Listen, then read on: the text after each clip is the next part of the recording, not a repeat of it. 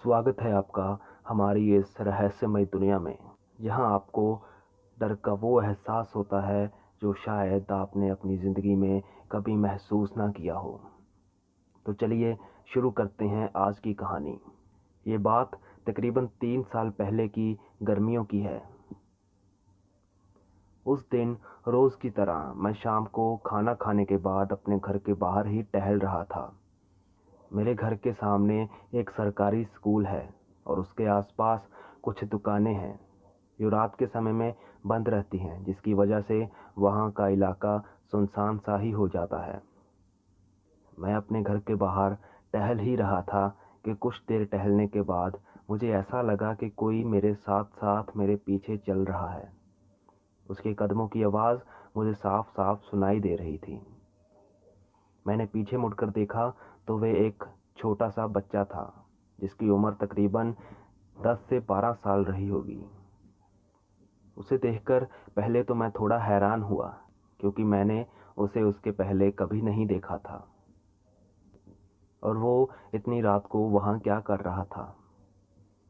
तो मैंने उससे पूछा कि बेटा कौन हो तुम और इतनी रात को यहाँ क्या कर रहे हो। लेकिन उसने कोई जवाब नहीं दिया। तो मैं उसे फिर से पूछने के लिए अपने घुटनों के बल बैठ गया। मैंने पूछा कि बेटा कौन हो तुम और यहाँ क्या कर रहे हो। लेकिन फिर भी उसने मुझे कोई जवाब नहीं दिया। वो बस एकटक मुझे देखे जा रहा था। मुझे ये थोड़ा अजीब सा तो लगा, लेकिन फिर सोचा शायद वो घबराया हुआ हो और खो गया हो। अभी मैं ये सोच ही रहा था कि मैंने जो देखा उसने मेरे पैरों के नीचे से ज़मीन खिसका दी।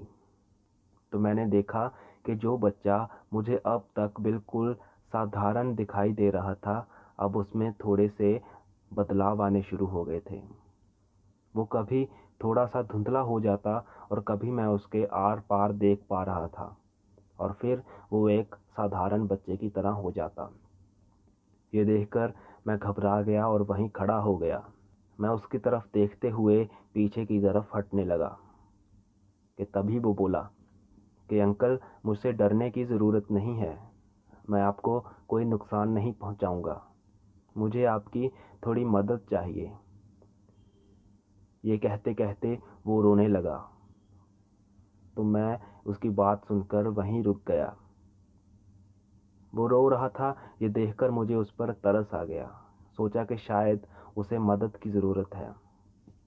तो मैंने पूछा कि कौन हो तुम और क्या मदद कर सकता हूँ मैं तुम्हारी। तो उसने बताया कि वो इसी गांव के बाहर की तरफ रहता है। 3 दिन पहले छत से गिरने की वजह से उसकी मौत हो गई थी और उस दिन से उसकी माँ कुछ खा पी नहीं रही और वो बहुत बीमार है। क्या आप मेरी मदद कर सकते हैं। तो मैंने पूछा कि क्या करना होगा मुझे। तो उसने कहा कि मेरी माँ को बताइए कि मैं बिल्कुल ठीक हूँ और आप खाना पीना शुरू कर दीजिए और मेरी चिंता मत कीजिए। तो मैं उसके साथ चलने के लिए तैयार हो गया। मैंने कहा कि मुझे अपने घर ले चलो, मैं बात करता हूँ उनसे। तो मैं उसके पीछे पीछे चल पड़ा। वो मेरे आगे आगे जा रहा था लेकिन चल नहीं रहा था, वो हवा में उड़ता हुआ जा रहा था। थोड़ी देर बाद मैं उसके घर के सामने पहुंचा। वो एक छोटी सी झोंपड़ी थी। वो एक कमरे का मकान था। तो मैंने दरवाज़ा खटखटाया लेकिन किसी ने दरवाज़ा नहीं खोला। तो उसने कहा, अंकल दरवाज़ा खुला है, आप थोड़ा ज़ोर लगाएंगे तो खुल जाएगा। मैंने वैसा ही किया तो दरवाज़ा खुल गया। मैं अंदर गया तो देखा कि अंदर एक औरत ज़मीन पर पड़ी थी। शायद वो बेहोश हो चुकी थी। मैं भागकर उनको जगाने की कोशिश करने लगा लेकिन वो उठ नहीं रही थी। तो मैंने उसकी नब्ज़ चेक की तो वो थोड़ी धीमी चल रही थी। मैंने एक गिलास में पानी भरा और उनके मुंह पर छींटे मारे लेकिन उनको कोई होश नहीं आ रहा था। तो मैंने अपने एक दोस्त को फ़ोन किया जो डॉक्टर था। तो मैंने उसे पता बताते हुए कहा कि जल्द से जल्द अपनी मेडिकल किट लेकर यहाँ पहुँचो। तकरीबन 15-20 मिनट के बाद वो वहाँ आ गया। उसने उस औरत का चेकअप किया तो उसने कहा कि लगता है कि कमज़ोरी के कारण ये बेहोश हो गई हैं। तो उसने मुझे कुछ दवाइयाँ लेकर आने को कहा और कुछ खाने के लिए भी लेकर आने को कहा। लेकिन रात हो चुकी थी तो सारी दुकानें वगैरह बंद हो चुकी थी। तो मैं अपने घर गया और कुछ खाने के लिए लेकर आया। मैं वापस गया और अपने दोस्त को कहा कि इस वक्त ये दवाई तो नहीं मिल सकती, लेकिन मैं खाने के लिए कुछ ले आया। तो उसने कहा कि मैं एक मेडिकल वाले को जानता हूँ, मैं फ़ोन कर देता हूँ, तुम जाकर वहाँ से ये मेडिसिन पकड़ लाओ। तो वो उसको वो खाना खिलाने लगा और मैं वापस मेडिकल में मेडिसिन लेने चला गया। थोड़ी देर बाद मैं मेडिसिन वापस लेकर आया तो उस औरत को अब होश आ चुका था और वो धीरे धीरे से खाना खा रही थी। तो मैं उसके पास बैठ गया और उन्हें वो दवाई दी। मैंने कहा कि आप आराम कीजिए, मैं सुबह आऊँगा आपके पास। फिर हम दोनों वहाँ से वापस घर आ गए। सुबह मैं उस औरत के पास वापस गया और उसे सारी बात बताई। मैंने कहा कि आपका बेटा बिल्कुल ठीक है, लेकिन आपके कुछ ना खाने की वजह से और उदास होने की वजह से वो अभी भी इसी दुनिया में भटक रहा है, उसे मुक्ति नहीं मिल रही। उसने कहा कि आप उसकी चिंता मत कीजिए और अपनी सेहत का ध्यान रखिए। उसकी माँ ये सुनकर बहुत रोने लगी।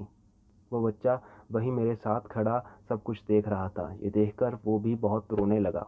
तो जैसे तैसे करके मैंने उस औरत को सब समझाया और खाना खिलाया। उसके बाद उस बच्चे ने कहा कि अंकल, आप मुझसे एक वादा कीजिए कि आप हर हफ्ते या जब भी आपका टाइम लगे आप मेरी मम्मी के पास आकर उनका हालचाल पूछें और ज़रूरत का सामान देकर जाएं। तो मैंने बिना कुछ सोचे समझे इंसानियत के नाते उसे हाँ बोल दी। ये सुनकर वो खुश हो गया और वहाँ से गायब हो गया। उस बात को आज 3 साल हो चुके हैं।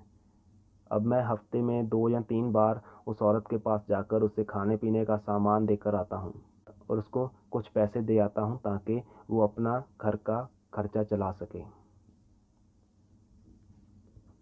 तो दोस्तों, आज की कहानी के लिए बस इतना ही। मिलते हैं अगली कहानी में। जुड़े रहिए हमारे साथ।